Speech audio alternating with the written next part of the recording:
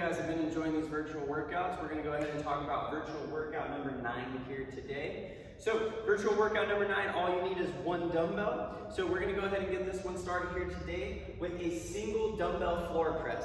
So you're going to go ahead and take that one dumbbell and you're going to make your way to the floor. What I would suggest is keeping those knees bent, keeping those feet flat on the ground. You want to go ahead and try to keep that core nice and tight. You're going to try to make that small of your back flat against the floor.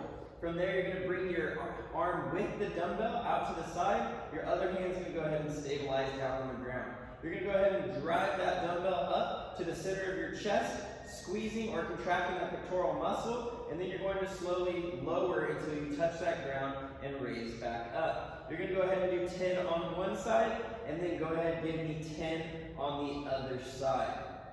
After that, we're going to move into a plank transition. So also on the floor here, you want to really work on maintaining that C-shaped position or that hollow position in that plank.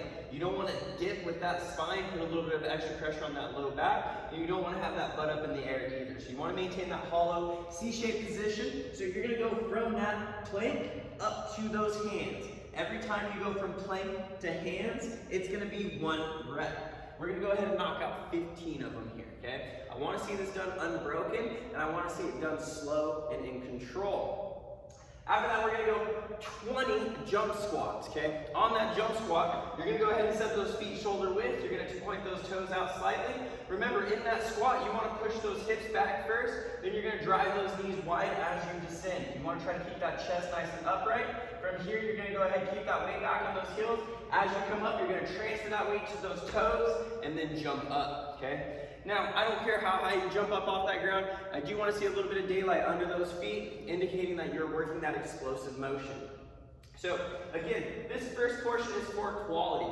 So tempo is real important. I want time under tension on those muscles for these single dumbbell floor press. Same thing for the plank. Now with that jump squat, it's a little bit more of an explosive movement. So obviously we're not going for a nice tempo there. We want to be quick, okay? Now, we're going to go 3 sets of 10 on that floor press. We're going to go 4 sets of 15 on that plank transition. And we're going to go 5 sets of 20 on those jump squats. Once you do that, you should be nice and warm for our workout. As we go ahead and transition here, we have 4 time. This is going to be a single arm dumbbell DT workout. So DT alone with a barbell is tough. DT with 2 dumbbells is tough. I'm going to argue that DT here with 1 dumbbell is going to be even tougher. So I'm pretty excited to see you guys knock out this workout. What we have is 10 rounds. Now, 10 rounds is going to be an easy count, right? So we're going to do 5 rounds on each arm of DT. So for those of you not familiar with DT, what we're going to go ahead and do here is we're going to start with 12 dumbbell deadlifts. So remember, on that dumbbell deadlift, you want to keep that core nice and tight. You're going to hinge from those hips. Our goal is to keep that back nice and straight, so you're going to hinge from those hips. Grab that dumbbell from the ground. You're going to go ahead, stand up, squeezing those glutes at the top, okay? So again, core tight, hinging at those hips, bending those knees slightly, touching that dumbbell to the ground, and driving up, squeezing those glutes at the top. We're going to go ahead and knock out 12 dumbbell deadlifts. After that, you're going to go ahead again, hinge from those hips into a hang position. So this dumbbell is not going to go past those knees.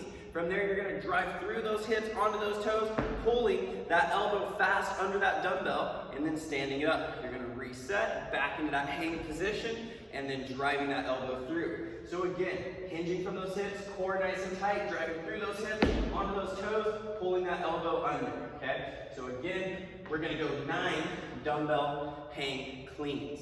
From there, we have a push jerk. We're going to go 6 of them. That's our dip, drive, dip. We're going to dip those knees. We're going to drive up, re-dip under, stand all the way up. Reset, push jerk up with that dumbbell, okay? So again, dipping those knees, driving up, re-dip under, stand it all the way up.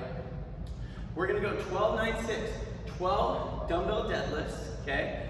9 hang cleans, and then 6 push jerk. You're going to do that on your right arm, then you're going to do that same thing on your left arm.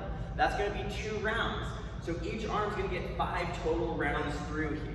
Now, a smart place to transition on this one, we're going to take a break, right? We've talked about this with the barbell. If you need to take a break because your dumbbell is too heavy, what we can do is we can stop on deadlift number 11. So after deadlift number 11, set that dumbbell down, shake those arms off. That way, when you grab that dumbbell and you stand up, you've just completed deadlift number 12, and then from there, you can move into those hang cleans, okay? If you need to rest on those hang cleans before you move into that push press, same thing. You want to stop on hang clean number 8. You're going to stop on hang clean number 8. That way, you just have an extra deadlift. You complete that hang clean, and then you're ready to go. Now, of course, what we don't want to do is have to rest in the middle of those push jerks, okay? So again, take time on that rep 8 of those hang cleans so that you're ready to go and ready to approach those 6 push jerks, all right? Now, intensity-wise, this is a real grip burner, okay? You're gonna have to be holding on to that dumbbell quite a bit. Now, the nice part about doing it with a single dumbbell is one side gets to rest while the other side works.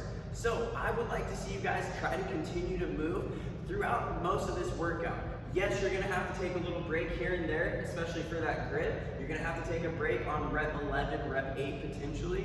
But again, we wanna be moving at a pretty high intensity. Heart rate, if you have a heart rate monitor, would be anywhere between that 85 and 95%.